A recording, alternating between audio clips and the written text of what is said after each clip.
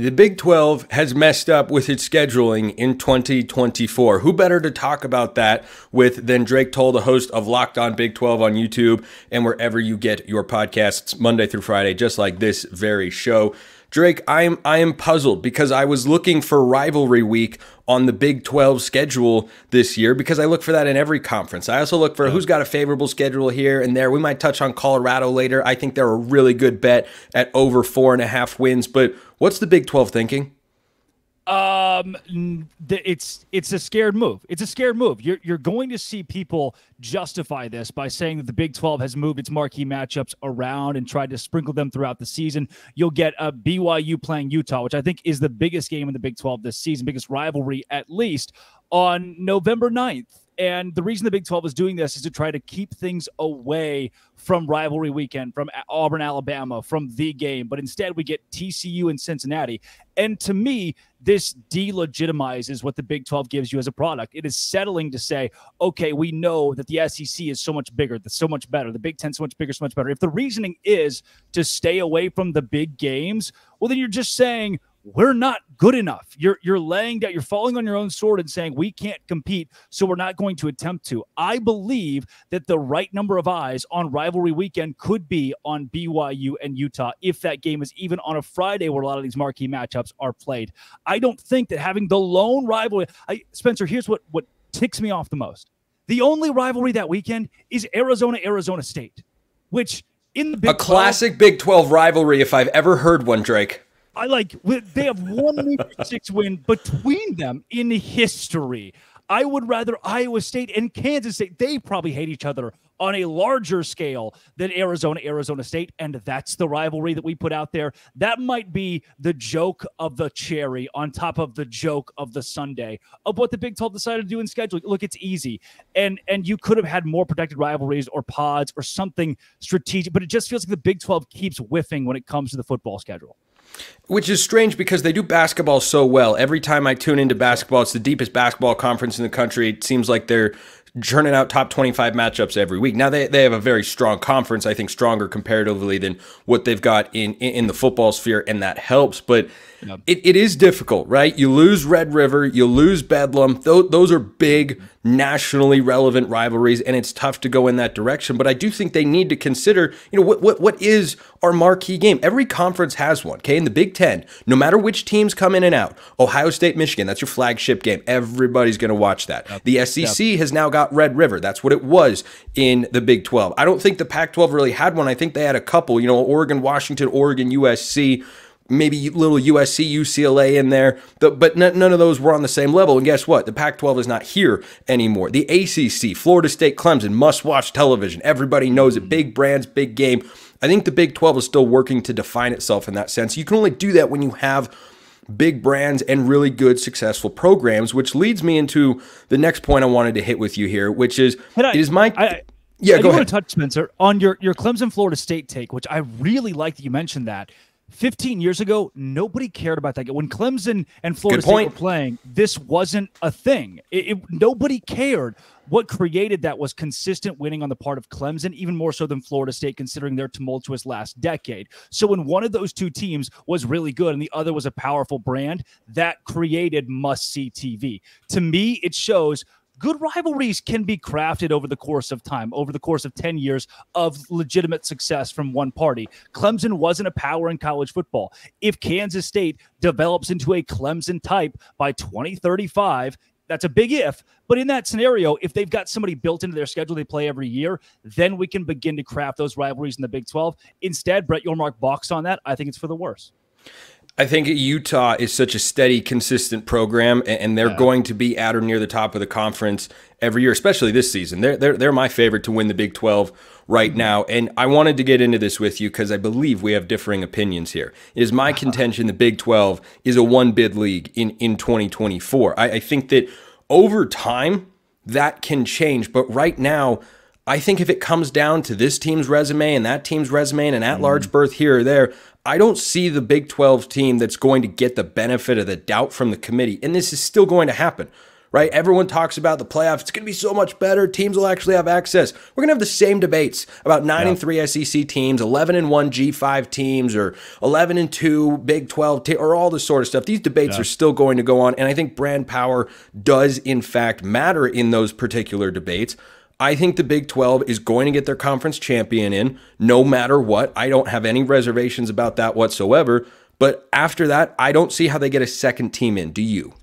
Yeah, so the one thing that does benefit the Big 12 is if we do officially, at some point we have to move to the 5+7 format where it's 5 conference champions and then 7. I anticipate that'll happen. I can't see that not happening. I think it's got to. It's got to. Kirk Schultz be damned. It's got to. And when that day comes, it adds in one more at-large team. That's going to benefit, to me. It obviously benefits a fringe team. Can the Big 12 get that fringe team? The way that it happens, the way that you get 2 in, or even 3. Now, do I think 3 will happen next year? That's a lot. I'm asking a lot there. But the way that it happens is Utah goes 10-2 and misses the Big 12 championship. Utah goes 10-2, and then you have your TCU type. You have your Baylor type from 2021, TCU in 22. I feel like the math gets tricky on Utah 10-2, not in the Big 12 title game. We start talking tiebreakers. If you got one team that's a 1-loss team in Big 12 play, 2 teams that are 2-loss teams, and Utah is 10-2 with an undefeated non-conference. Now you can't keep 10-2 Utah out. Can you keep out another Big 12 team that went 10-3? See, but here's the thing. I think you could. I think 10-2 Utah could absolutely miss the playoff without a conference championship game appearance. Now 11-2 Utah, that's different. 11-2 Utah that does what Oregon did this year. They go 11-1 in the regular season, lose the Big 12 championship game. That could be a path. I do not see 10-2 Utah because I don't think the Big 12 is going to get enough respect nationally to where a team that is not playing for its conference championship is going to get an at-large, because you're going to have 10-2 teams, like just on the surface, 10-2 Big 12 or 10-2 SEC. That's going to be SEC all day, every day, and it's probably going to be that way in the Big 10 as well. That's where my objection comes into. I think it is a pretty narrow and damn near impossible path for the Big 12 to have multiple teams in the playoff this year. The only thing, the biggest saving grace is that the committee has valued the Big 12 over the ACC at times. If that trend continues as you saw this year. Now, look, I think Texas is a different animal. It's tough to consider Texas a Big 12 team. And someone's going to balk at that statement, but truly, that brand transcends the conference, and that helped them get in the college football playoff. I believe that's the case. These are people making these decisions, not the computer, so that brands can get in, so that money can be made. We have seen that this is a money-making business. Will it benefit the Big 12? Will the Big 12 benefit over the ACC?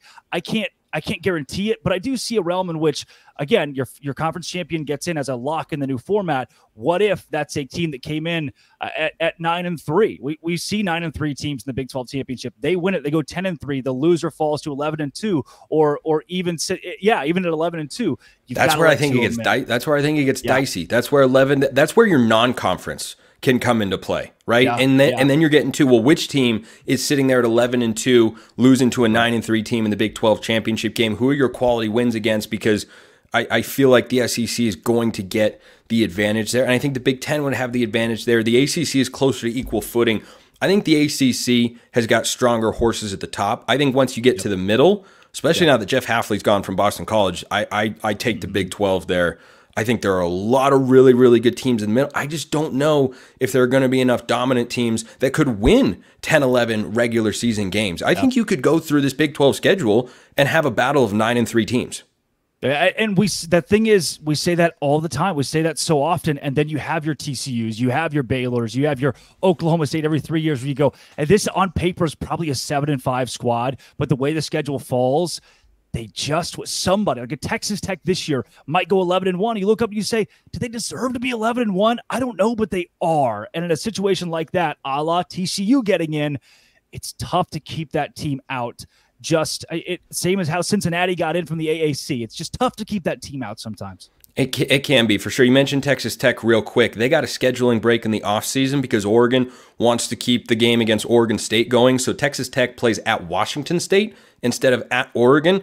I'm not saying Pullman's an easy place to play. It definitely is not, but that's a more winnable game than going to Autzen Stadium in Eugene, without a doubt. Real quick, Drake, before I let you go, Colorado, their win total is posted at 4.5. I love what they have done in the offseason in the trenches on both sides of the ball. They're adding Power 5 starters, guys that are going to be massive upgrades from a season ago. You've got Shedeur Sanders, you've got Travis Hunter, you've got other skill position guys. Over 4.5 feels like it's not going to last until the season begins. No, I don't think that Colorado finishes under 5 wins this year. Now, I said the same thing this last year. After Colorado rattled off a couple of wins, I had them at minus 150 to go over 4.5 games, put the whole mortgage on it. I'm homeless now. So as much as I want to support the Colorado trend, I do think Deion Sanders and company will be better. Who's the best? What is the best roster, Spencer, in the Big 12? It's Colorado. They have the most 4 and 5 stars. They have the best roster talent-wise per 24/7 in the Big 12, the best transfer class now the last 2 years. At some point, to me, I think that has to click. One of the best quarterbacks in this conference, top 3 for sure, if not number 1. I just there are too many weapons with Colorado for them to finish without going to a bowl game at the very least in this league. I've got them at 6 wins. A Cincinnati game at home, that's a win. Oklahoma State at home, Baylor at home, both of those could be wins. I think Colorado at least goes to a bowl. 4.5 is a joke. I completely agree. I would hammer over 4.5 wins for Colorado, especially at FanDuel, right? Exactly, at FanDuel, absolutely 100% at FanDuel. And by the way, go look at their schedule. Go pull up Colorado's schedule for 2024. Tell me you don't see at least 5 wins. I think they're in the 6 to 8 range at a minimum come 2024. Drake Toll, Locked On Big 12 YouTube and wherever you get your podcasts all year round. His inaugural appearance here on Locked On College Football shall not be his last. Drake, thanks so much for stopping by. The people enjoy it. Spencer, always a pleasure. Coming up next, Texas needs to relax, like Aaron Rodgers style, RELAX. They need to relax.